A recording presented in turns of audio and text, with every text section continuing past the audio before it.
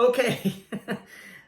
Somebody called, and when it calls, it shuts the recording off. So here's here's the other part of this. So time of wrath is what we just got done talking about. Time of the end and time of the wrath. And he says, I'm here to tell you what will happen later in the time of wrath.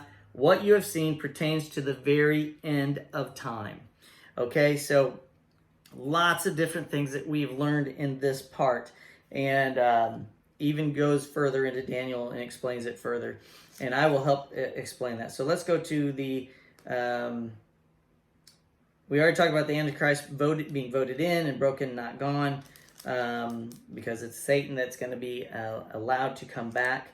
And why is that? Again, listen to what I said about the time of the flood and God allowing that to happen, God allowing the sin to run its course when the people were in Egypt, and then they got to come back. And then we have today with what's going on and people following their own evil desires, and he will judge accordingly, and they will be allowed to be deceived by the Antichrist, and God will cause them to be deceived, and they will believe the lies that they're being told. It's got to be a lie for what happens when the rapture. They're going to be told a lie about this, and they're going to believe it. Think about that. Millions, if not a billion or 2 billion people disappearing in the blink of an eye. How are you going to explain that? But it doesn't matter. God's going to allow them to be deceived by it, by whatever they're being told. You know, maybe it's the COVID that took them away. maybe it was the vaccine. I don't know. Anyway, and then we have the writing on the wall in Daniel 5. So let's read a couple things here. So Daniel gets called into King Belshazzar, which is after King Nebuchadnezzar.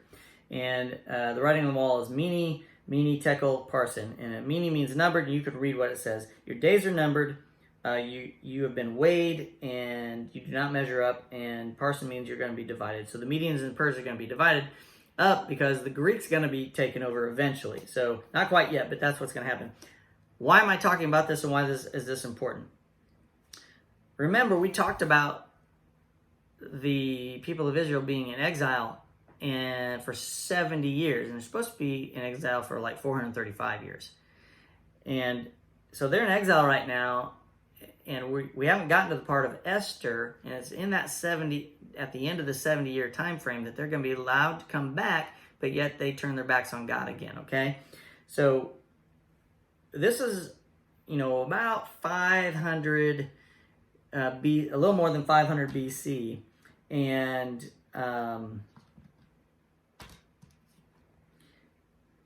you're going to have, and we haven't read it yet, this is in Daniel 9 that I'm going to be talking about 480 some years, and then Christ comes.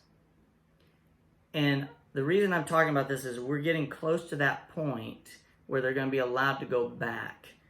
And we're going through these kings in these exiled places with Daniel, and then Esther is going to come into play. And I'm not sure exactly when we get to Esther. It's going to be soon. But I want to talk about that time. I just want to get that in your head, where we are in the chronological order of events according to date, the dates of everything. So very important to understand those dates. And it has dates in the study Bibles and stuff, and you can look at that. But it is amazing how accurate it really is. And I want to end on that. I hope you got a lot out of this, and maybe you need to reread it. But this is really going to help you when we get to Revelation. So that's your day 250, part 2. And I will see you tomorrow. It's getting great.